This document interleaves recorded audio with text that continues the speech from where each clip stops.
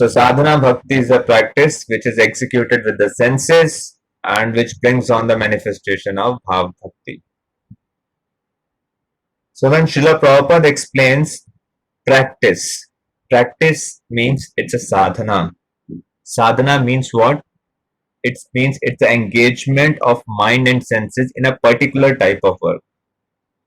What kind of work? Working for Krishna. And such work brings on the manifestation of bhav bhakti.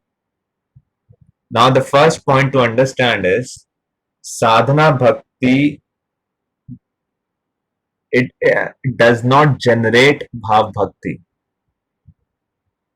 Instead, bhav bhakti is lying dormant within each and everyone's heart. It simply awakens it. Which means what? Bhakti is not mechanical, and nor is it achieved by any mechanical process. Only bhakti can cause bhakti. So if sadhana, then how is it that sadhana bhakti brings bhav bhakti? Because bhav bhakti cannot be attained from outside of you. It is not something which is generated mechanically. So when a sadhaka executes rules and regulations of sadhana bhakti, it purifies the heart, and gradually a genuine longing for the Lord's service appears within the heart of sadhaka. Which means what? The sadhana bhakti, it has to be executed with genuine longing. When it is executed with genuine longing, it has the potential to awaken bhava bhakti. So the important thing to understand is any devotee who wish to make a tangible progress in spiritual life must not perform sadhana number one mechanically. That's the don't. And secondly, how he should perform? He should perform with with spiritual aspirations. What is that spiritual aspiration? It's a yearning to achieve Krishna's service. If sadhana bhakti is executed with a yearning to achieve Krishna's service and it is not mechanical, then the progress of the sadhaka is very fast and it is tangible. You can see yourself progressing on the path of devotional service. The attraction to Krishna would intensify. Then you would want to chant holy names more and more. You would want to hear Krishna Katha, or you would want to worship Krishna or render service unto him. So that is about the sadhana bhakti. Another aspect that Srila Prabhupada talks in great detail, just like in the chart you are seeing, he gives various examples. So he explains the term of practice and says that practice is actually insufficient to fully describe the process of sadhana bhakti. Why? Because whenever we talk about practice, it usually means we are trying to get something which we don't have at the present moment. We are trying, for example, if someone is practicing for a particular skill, it means he's trying to acquire that skill by practicing something. But this is not true in the case of bhakti, because bhakti is lying in each and everyone's heart. At present, it is in dormant state. So bhakti, it purifies the heart and it reawakens the spontaneous attraction towards Krishna.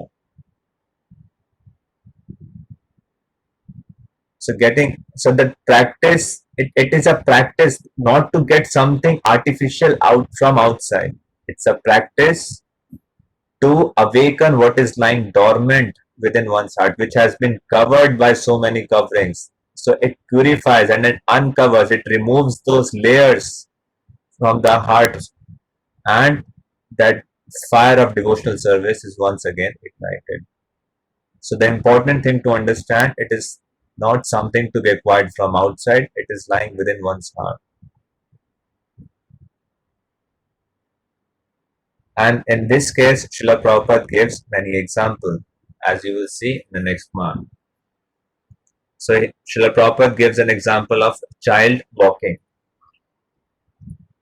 If someone is walked simply by practice, that walking ability is within the child, and just by little bit practice, the child starts to walk again. And he gives an example of a doctor, just like a psychiatrist. It revives a patient to its normal condition. It helps the patient become normal again. And similarly, a spiritual master, just like a psychiatrist, they brings their patient to sanity. The spiritual master help his disciples bring out that original Krishna consciousness by prescribing certain practices. It is called sadhana bhakti. So this all we discussed yesterday. Any questions till now?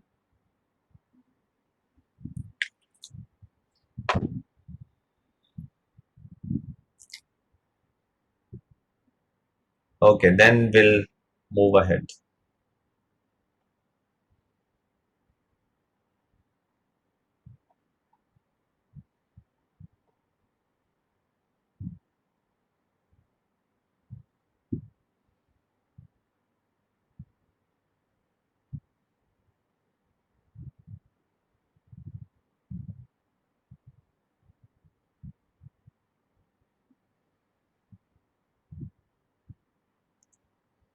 So this also we discussed yesterday.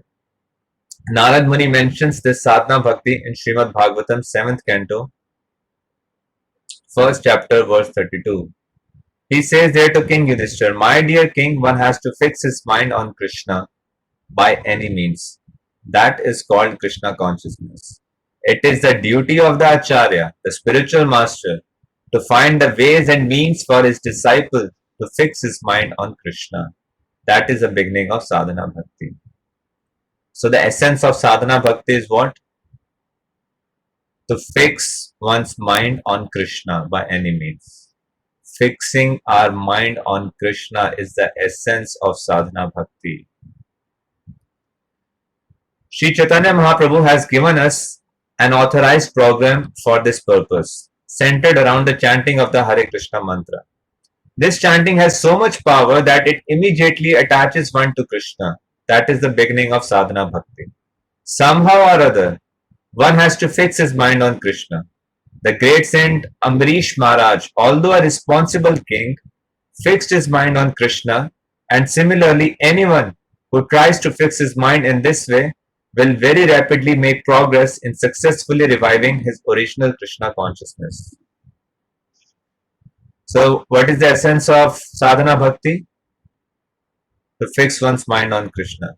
What is the best means of fixing one's mind on Krishna?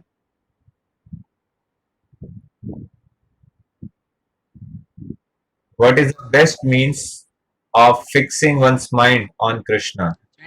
Chanting Hare Krishna Mahamantra. Yes. Lord Sri Chaitanya Mahaprabhu personally recommended this process.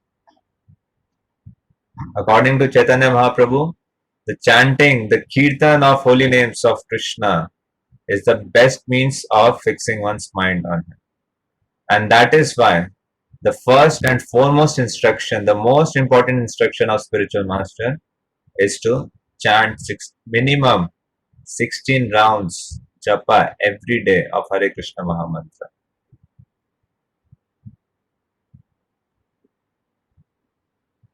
Now, this sadhana bhakti or practice of devotional service may also be divided into two parts. So, very important. A sadhana bhakti is of two types. The it has two parts, may not be of two types, but it's like first level, second level.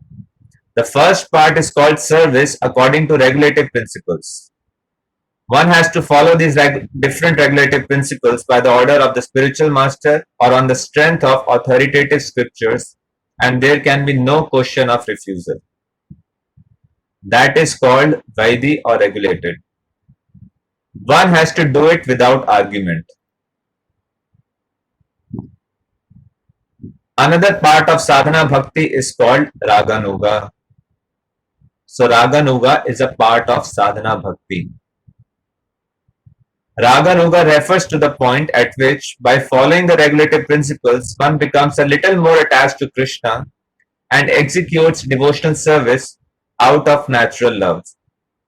For example, a person engaged in devotional service may be ordered to rise early in the morning and offer arti, which is a form of deity worship. In the beginning, by the order of his spiritual master, one rises early in the morning and offers arti, but then he develops real attachment. When he gets his attachment, he automatically tries to decorate the deity and prepares different kinds of dresses and thinks of different plans to execute his devotional service nicely. Although it is within the category of practice, this offering of loving service is spontaneous. So the practice of devotional service, sadhana bhakti, can be divided into two parts, namely regulative and spontaneous. Rupa Goswami defines the first part of devotional practice or Vaidhi bhakti as follows. So sadhana bhakti have is of two types. It has two parts. What are those parts?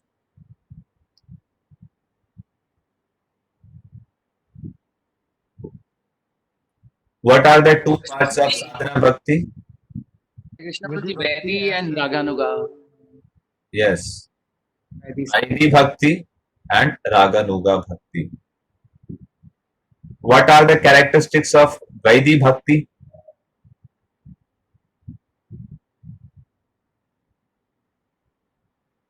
Prabhupada says very boldly and very clearly. Follow the regulative principles. Strictly following the rules without asking any questions, without any Has to argument. be executed without argument. Second, there is no question of refusal. Yes. So whatever once, so all arguments and all refusal are allowed till the time one accepts a bona fide spiritual master. Once a disciple accepts spiritual master, he or she takes initiation. After that, there is no question of refusal.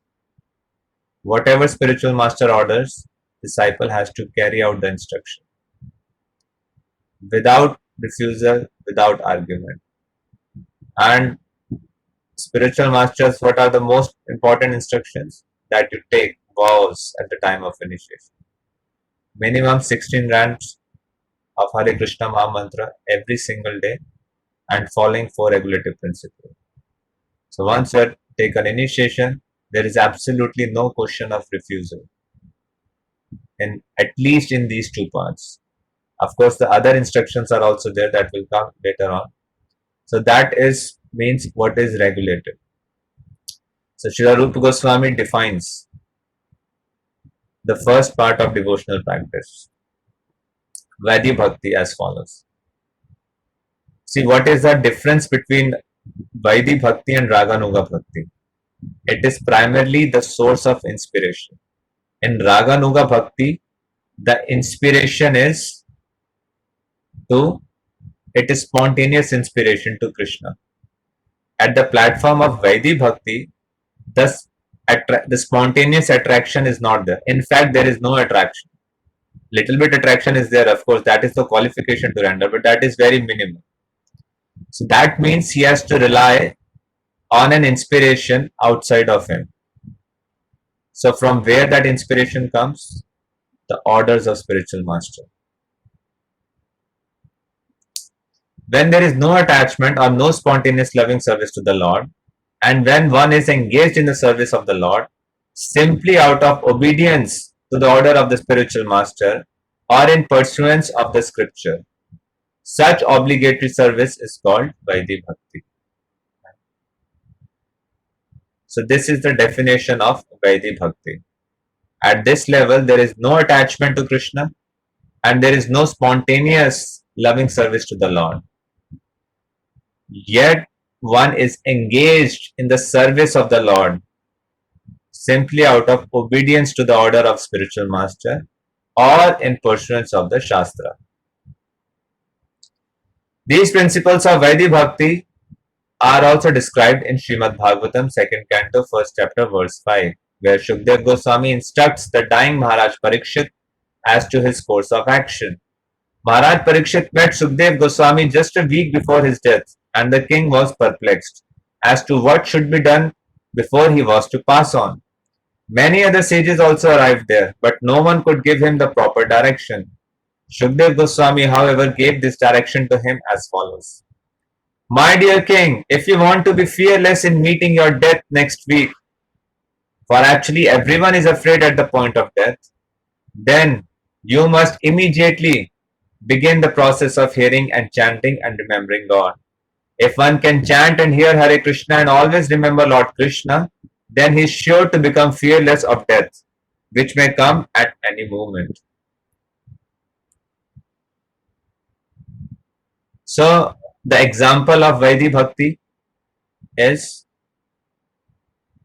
Parikshit Maharaj hearing about Krishna Katha during his last moments when he was cursed by Shringiri. Why it has been quoted an example of Vaidhi Bhakti? Because any inspiration apart from spontaneous attraction to Krishna, rendering devotional service based upon any inspiration apart from having a spontaneous attraction to Krishna, भगवान के प्रति, कृष्ण के प्रति स्वाभाविक जो आकर्षण है, इसके अलावा किसी भी प्रेरणा से की जाने वाली भक्ति वैधि भक्ति के अंतर्गत आती है। तो जब परीक्षित महाराज ने श्रील सुखदेव गोस्वामी से श्रवण कर रहे थे भागवत कथा, श्रीमद् भागवतम का जो संदेश है, उनकी प्रेरणा का जो स्रोत है वो कृष्ण के प्रति स्वाभाविक आकर्षण नहीं था। उनकी जो प्रेरणा का स्रोत है वो क्या था कि मृत्यु के समय वो कैसे अभय हो सकते हैं, फियरलेस हो सकते हैं।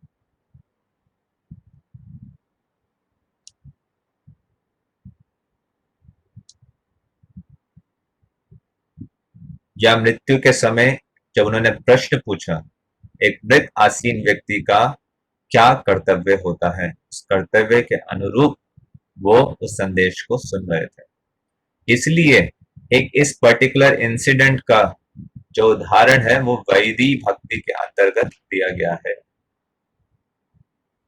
In the statements of Shukdev Goswami, it is said that the Supreme Personality of Godhead is Krishna. Therefore, Shukdev recommends that one should always hear about Krishna. It does not recommend that one hear and chant about the demigods. The Mayavadi says that one may chant any name, either that of Krishna or those of demigods, and the result will be the same. But actually, this is not a fact. According to authorized version of Srimad Bhagavatam, one has to hear and chant about Lord Vishnu, Krishna only.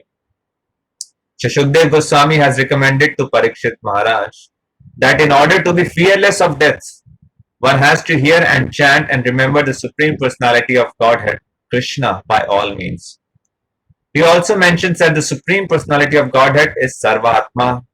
Sarvatma means the super soul of everyone. Krishna is also mentioned as Ishvara, the supreme controller who is situated in everyone's heart. Therefore, if some way or other we become attached to Krishna, he will make us free from all danger. आप में से किसको याद है module 1 का second verse? सर्वात्मा word आया तो मुझे इसके मीनिंग से याद है. Yes, Prabhuji. Hare Krishna. Yeah, can someone recite that verse? Prabhuji, can I? Yeah, Deepika Madhuri, please go ahead. यथा हि पुरुषस्येह विष्णुः पादोपसर्पणं यदीश सर्वभूतानां प्रिय आत्मेश्वर सुरेत. Yeah. Someone else can also recite. One more devotee. Yes, Prabhuji. Hare Krishna. Yeah. यथा हि पुरुषस्येह प्रिये आत्मेश्वर no sorry यथा हि पुरुषस्येह विष्णुपादोपसर्पणं यदेष सर्वभूतानां प्रिय आत्मेश्वर Surat. Yeah. So therefore, if some way or other we become attached to Krishna, he will make us free from all danger. In Bhagavad Gita, it is said that anyone who becomes a devotee of the Lord is never vanquished. Others, however, are always vanquished.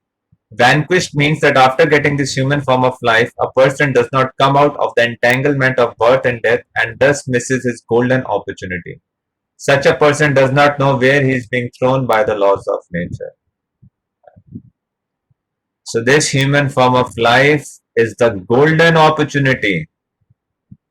Out of all the life forms, out of all of our material existence, this, the present moment, is the golden opportunity to come out of that entanglement.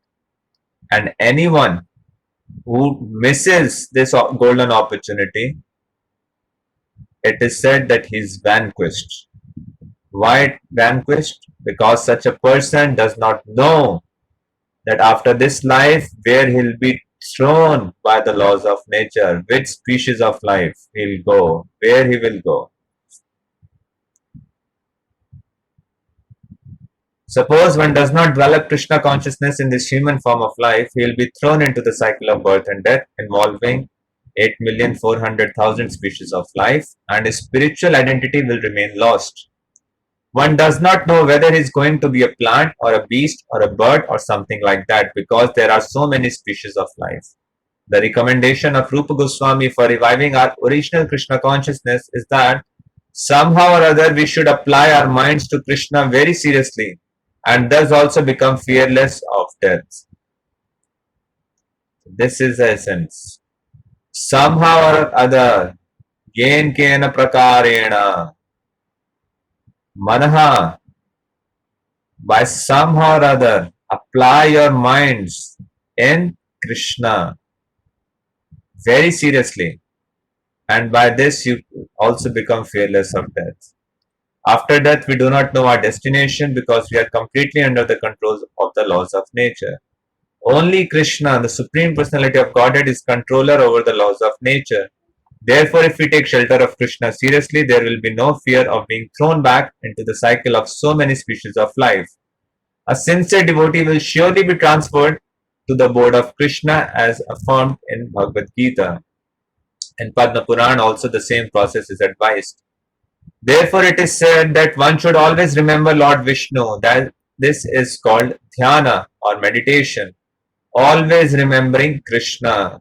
It is said that one has to meditate with his mind fixed upon Vishnu.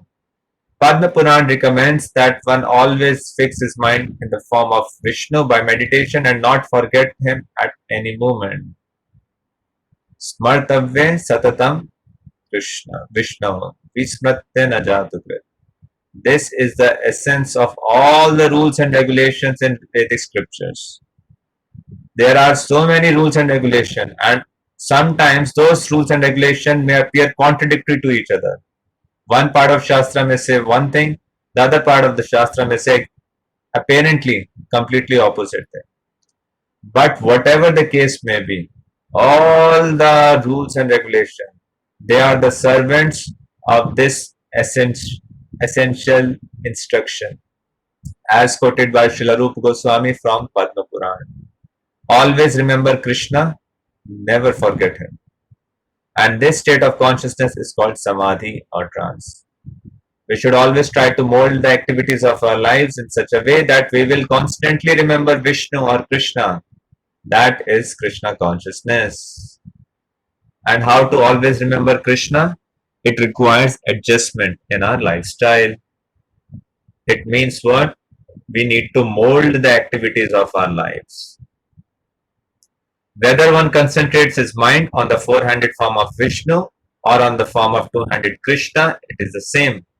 Padma Puran recommends somehow or other always think of Vishnu without forgetting him under any circumstances. Actually, this is the most basic of all regulative principles.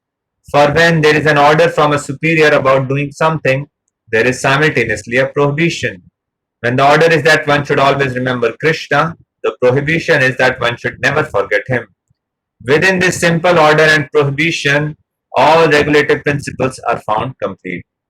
So there are recommendation, certain sets of do's, and there are prohibition, certain sets of don'ts. So within this one recommendation and one prohibition, all the rules and regulations of all the vast Vedic literature,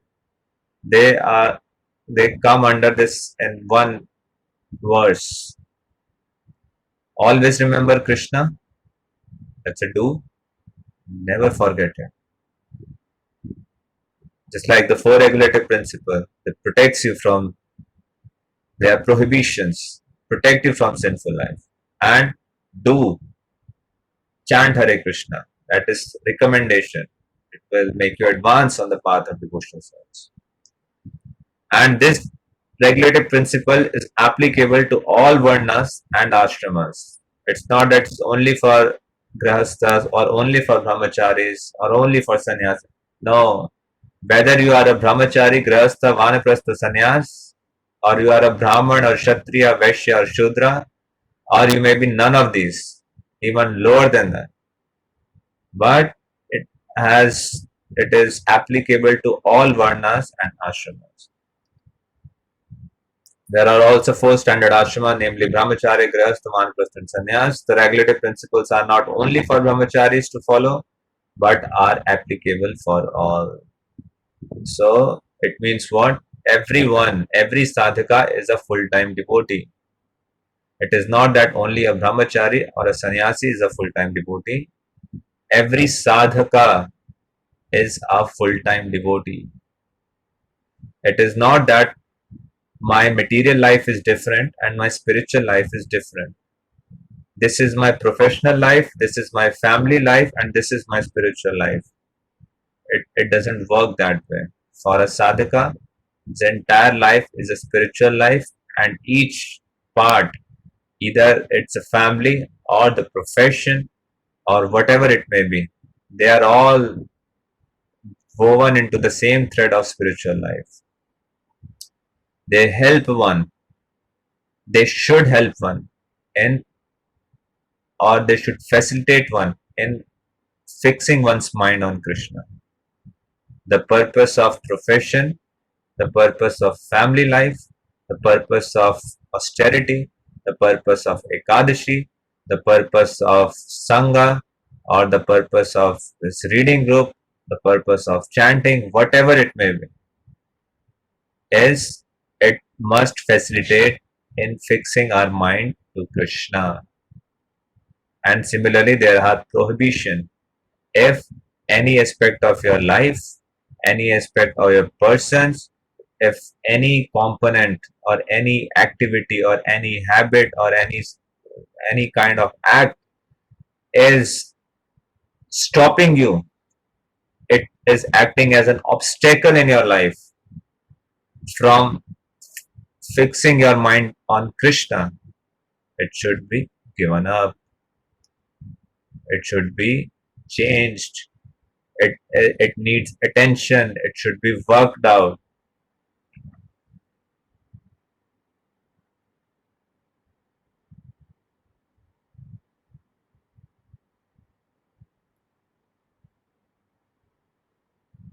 So these regulative principles are not only for the brahmacharis to follow, but are applicable. It doesn't matter whether one is a beginner. Brahmachari is a beginner. He's not advanced stage. The first stage of spiritual life is brahmachari life. The next life is the grihastha life. Then the vanaprastha, and then the sannyas, which is very advanced sannyas. The principle of remembering the Supreme Personality of Godhead constantly and not forgetting Him at any moment is meant to be followed by everyone without fail. If this injunction is followed, then all other rules and regulations will automatically fall into line. All other rules and regulations should be treated as assistants or servants to this one basic principle. The injunctions of rules and regulation and the resultant reactions are mentioned in the 11th canto of Srimad Bhagavatam, 5th chapter, verse 2 and 3. 11, 5, 2 and 3.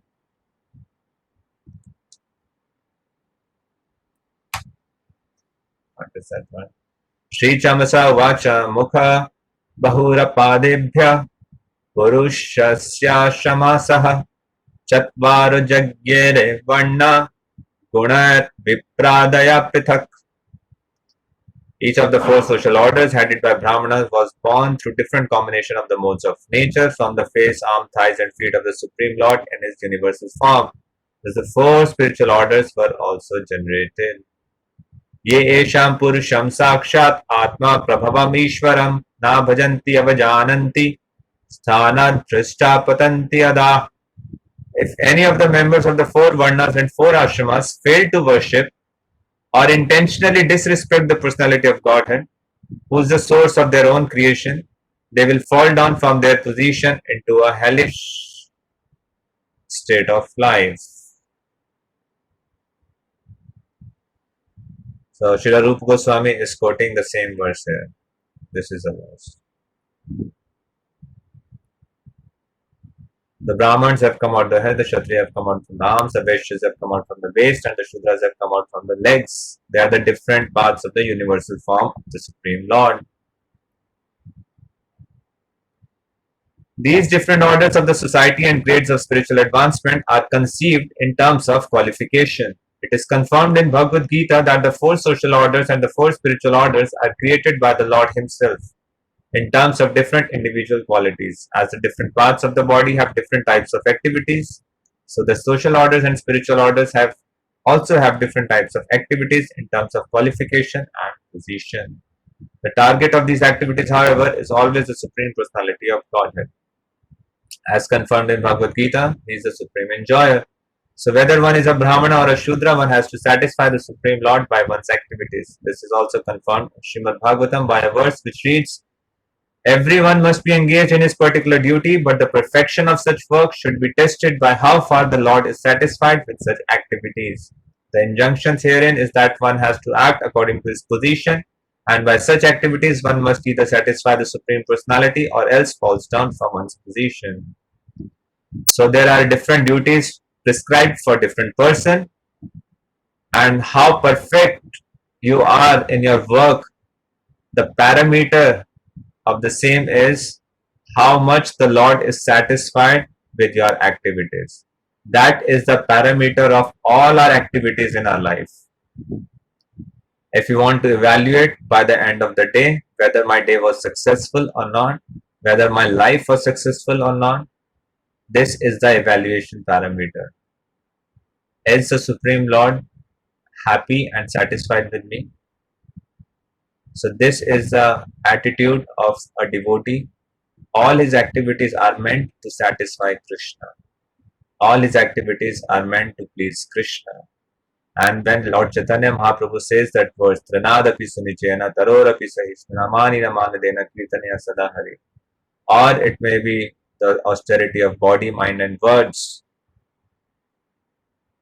it may appear a little difficult, or if someone is criticizing you, it may be difficult to tolerate or forgive or humility. But a devotee thinks, let me tolerate, let me forgive. Why? Because this is the instruction of Krishna. By following this instruction, may Krishna be pleased.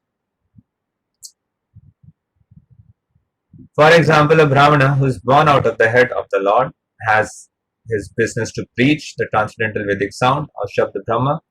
Because the Brahman is the head, he has to preach the transcendental sound and he also has to eat on behalf of the Supreme Lord. According to Vedic injunctions, when a Brahmana eats, it is to be understood that the personality of Godhead is eating through him. It is not, however, that the Brahmana should simply eat on behalf of the Lord and not preach the message of Bhagavad Gita to the world. Actually, one who preaches the message of Gita is very dear to Krishna as is confirmed in the Gita itself. Such a preacher is factually a Brahmana and thus by feeding him one feeds the Supreme Lord directly. So now Srila Prabhupada is explaining each Varna separately. So oftentimes it is said that Krishna eats through the mouth of Brahmana. So Prabhupada is saying what? It is not that Brahmana only eats on the behalf of Supreme Lord. No, he also preaches the message of Bhagavad Gita. So when there is a question of eating, oh, I'm a Brahmana and by feeding me, you'll feed Krishna. See, this is what Shastra says. But Prabhupada says that's only the first half. The second half is also there. He preaches the message of Bhagavad Gita. That is his main qualification. And anyone who preaches the message of Gita is very dear to Krishna. Similarly, the Kshatriya has to protect people from the onslaughts of Maya. That is his duty. For example, as soon as Maharaj Parikshit saw that a black man was attempting to kill a cow, he immediately took his sword, wanting to kill the black man whose name was Kali. That is Kshatriya's duty. Violence is required in order to give protection. Sometimes people say, oh, non-violence, we should be ahimsa. That is okay.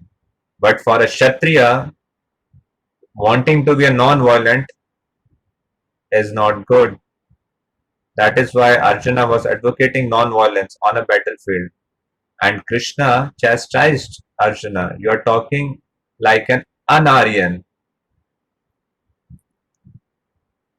It is your duty to be violent. Without being violent, you cannot give protection to the other sections of society. But that violence has to be directed by Krishna and the superior authority, the Shastras and the sadhus.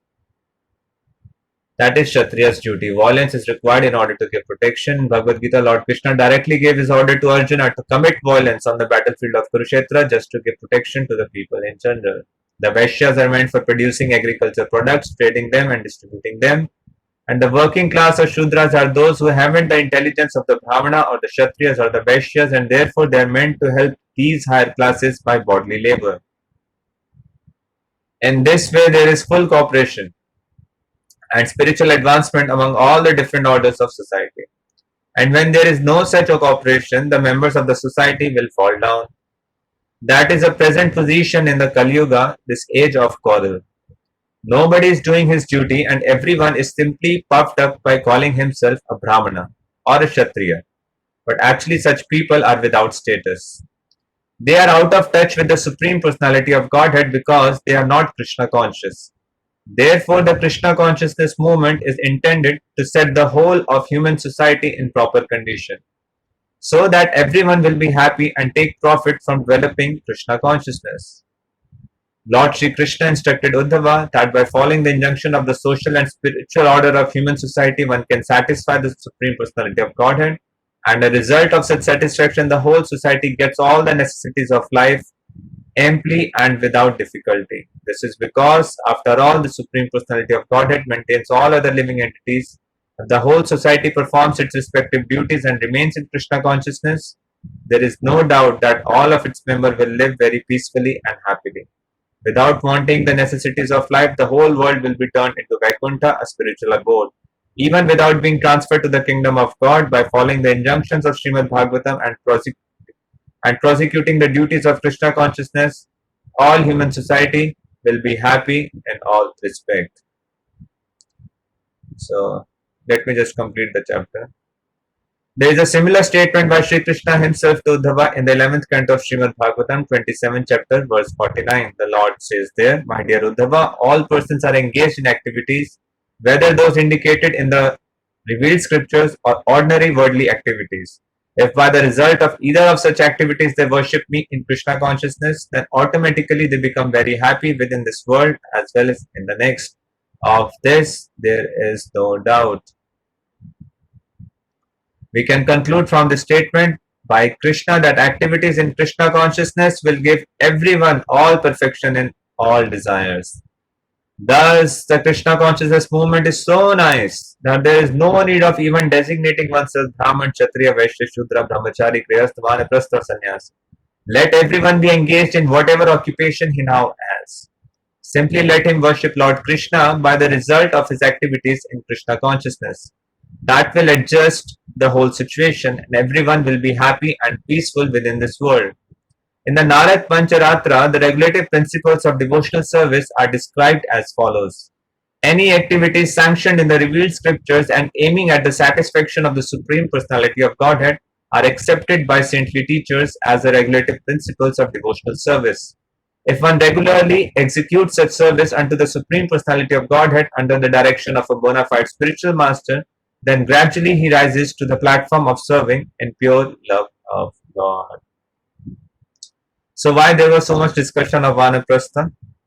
Each order was being described in such great detail. What was the context of this? Why there was such an discussion about this? Because sadhana bhakti is for all. Any order they are situated in, it is for everyone. Okay. So let us quickly go through the contents of chapter 2 in a very nutshell. So it started with the first chapter dealt with the 6 characteristics of devotional service. Now from chapter 2 to 16, the different stages of devotion service will be discussed. So now this is about the sadhana bhakti. We are discussing sadhana bhakti, and we discuss sadhana bhakti has 2 parts. One is Vaidhi bhakti and one is Raganuga bhakti. So don't be confused in these terminologies. Please have very crystal clear conception of them. All terminologies are defined in very clear ways by Rupa Goswami and Srila Prabhupada. So we are discussing sadhana bhakti. Sadhana bhakti has 2 parts. One is Vaidhi bhakti and one is Raganuga bhakti. So what is the definition of sadhana bhakti? That it is a systematic practice. Practice means it is executed with the mind and senses, which awakens the bhava within the heart of sadhaka. And practice means it is not something here. Practice does not denote that you have to attain something from outside. It is meant to purify the senses and awaken the mind, awaken the love of Godhead, which is dormant in every living entity. So this is not something artificially acquired from outside. Then we discussed, therefore, the sadhana bhakti, the pace of the speed of your progress or the amount of your progress in the sadhana bhakti of a sadhaka depends upon, number one, he does not do those practices mechanically. He has to perform those activities with a yearning to achieve Krishna's service. And then we discussed about there are 2 types of sadhana bhakti, Vaidhi and Raganuga. What is the difference between the Vaidhi and Raganuga? The difference is the source of inspiration. Right? In the Raganuga bhakti, the inspiration is natural loving attraction, spontaneous attraction to Krishna. But in Vaidhi bhakti, that spontaneous attraction is not there. Therefore, he has to depend upon something outside of him. In Vaidhi bhakti, any inspiration which is apart from spontaneous loving attraction to Krishna will come under the category of Vaidhi bhakti. And therefore, the inspiration is based upon Shastra and the order of spiritual master. So then this was a definition of Vaidhi bhakti. We read that when there is no attachment and no spontaneous service to the Lord, one is engaged in Lord service simply out of obedience. Obedience means two things: no argument and no refusal. All are there's of course there's uh, always a space of clarification. There's always a space of asking questions and asking doubts. That is a part of the process. Tat vidhi pranipadena pariprashnena sevaya. Yet, so you can ask all the questions and all the doubts. But even if, let's say, those questions are not cleared or you are not convinced, still the disciple has to execute the order. That is what is meant by being disciple, by accepting the spiritual master. There is no refusal and there is no argument. You may be convinced or you may not be convinced. The order has to be carried out. That is meant by Vaidhi Bhakti. And the essence of Vaidhi Bhakti is what? Fixing one's mind on Krishna. Always remember Krishna and never forget Krishna. Right? Then about it's the evidence, the result of following rules is they worship me, they'll be happy. All four social orders must try to satisfy Krishna, who is the supreme enjoyer. So these are the two two quotes from Srimad Bhagavatam that Srila Rupa Goswami quotes here. And this is another quote from Narad Pancharatra, which describes the fruit of Vaidhi Sadhana Bhakti. If one regularly executes such service, don't underestimate the potency of Vaidhi Sadhana Bhakti. This Vaidhi Sadhana Bhakti is also part of pure devotional service. And if it is executed under the direction, that's important. Bona fide spiritual master, that's important. Then gradually the sadhaka rises to the platform of Bhava Bhakti and ultimately to Prema Bhakti. Right? Now we discussed in this chapter the Sadhana Bhakti and we discussed its two parts, and out of those two parts we discussed only one part, that is Vaidhi Bhakti. The chapters on Raganuga Bhakti will come later on. We'll discuss at that time. The next chapter will talk further about the qualification of and different categories of devotees. Right? Okay, so we'll stop here, and if there are one or two questions, you can take them. Hare Krishna, Prabhuji. There is another bhakti which is Ragatmika. That is different, no? All this will The come, same. friend. Yeah, that is not our type of bhakti. That's a terminology. Vrindavan never sees Brajvan. And Ragatmika. So that will come later on, Prabhu. We'll discuss at that time. Otherwise, you'll become confused with so many terminologies.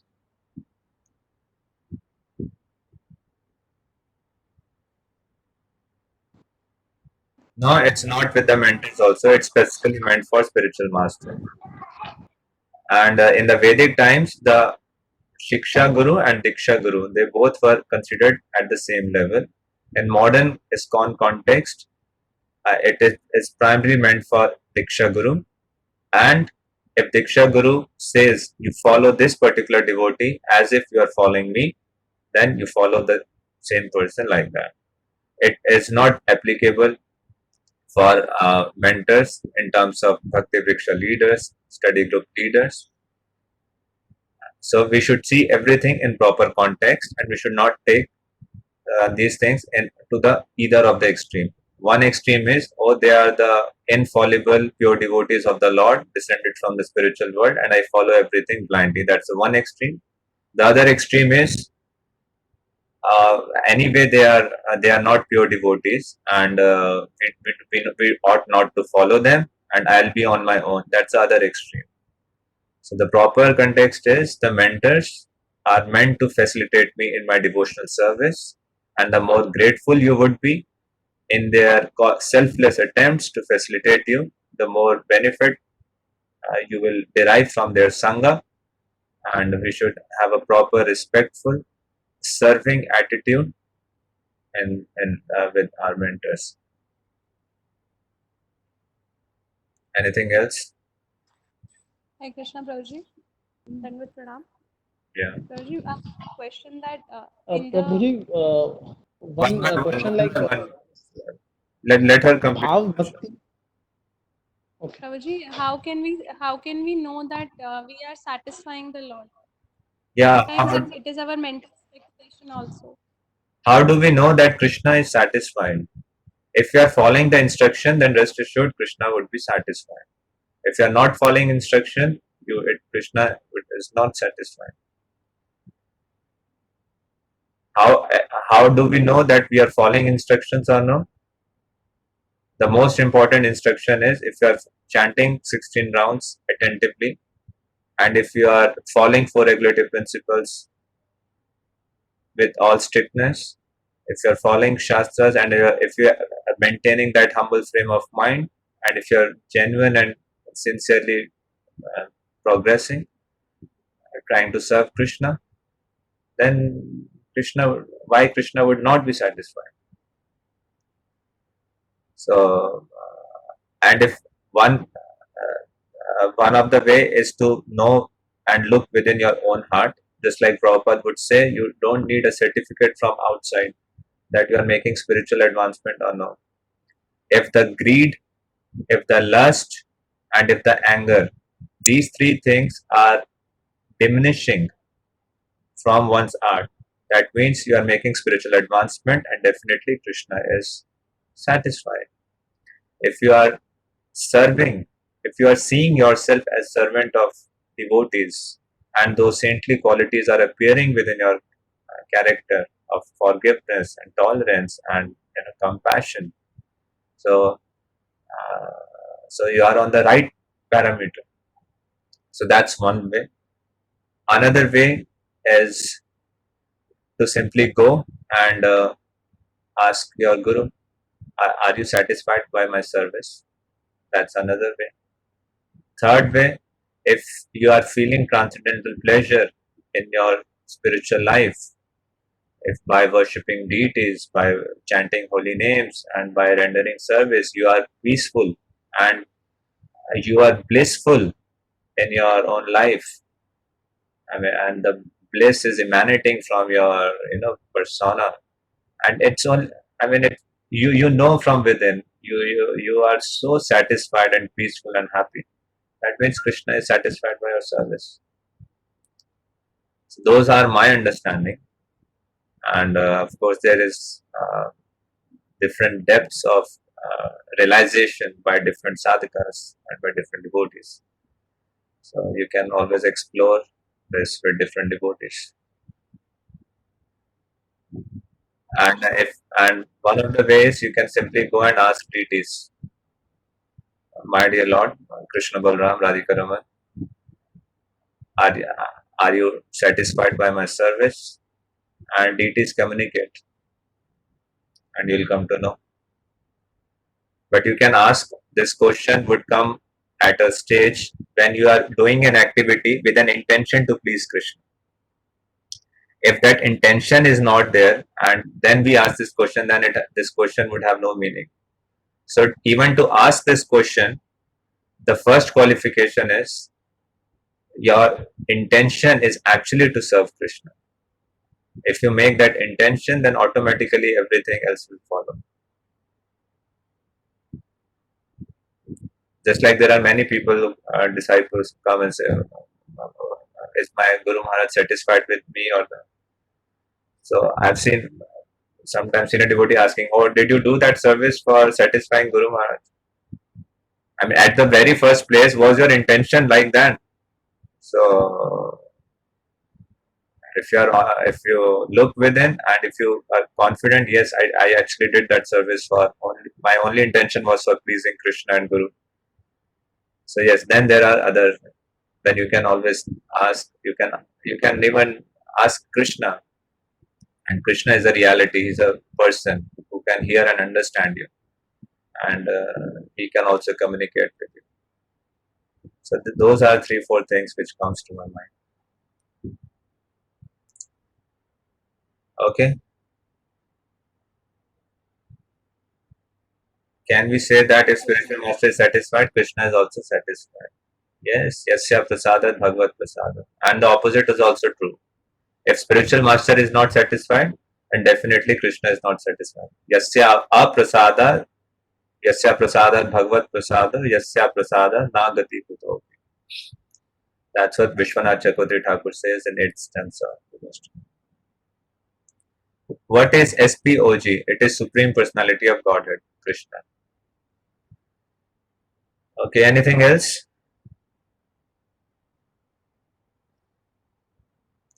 So we stop here. Thank you very much for your kind intention. You have Shloka module sheet. I actually intended to keep this session only for 30 minutes. Somehow it got extended. But meanwhile, you can please spare some time and recite those verses every single day. And just open up the module sheets and see each verse. Try to recite each verse 4 times, 5 times. Even if you have to look at the sheet, you look at the sheet and then you try without looking at the sheet. Respect. Thank you. Hare Krishna. Srila Prabhupada ki jai. Srila Rupa Goswami Prabhupada ki jai. Nitai Gaur Premanand.